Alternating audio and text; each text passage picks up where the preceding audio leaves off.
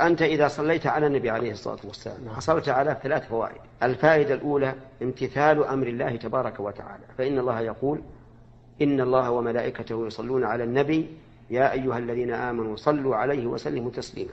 الفائدة الثانية أن ذلك من حق الرسول عليه الصلاة والسلام أن تصلي عليه، لأن الله أنقذك به من الضلالة ودلك إلى الرشد عن طريقه عليه الصلاة والسلام.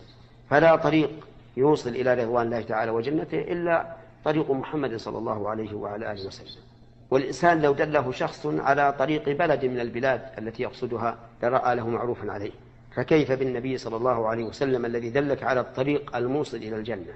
فمن حقه عليك أن تصلي عليه عليه الصلاة والسلام.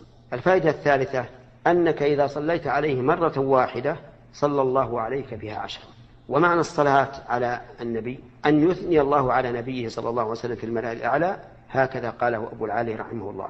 فإذا كان هذا معنى الصلاة من الله على النبي صلى الله عليه وعلى آله وسلم، فكذلك أنت يرفع الله تعالى لك الذكر ويصلي عليك، يثني عليك عند الملائكة المقربين.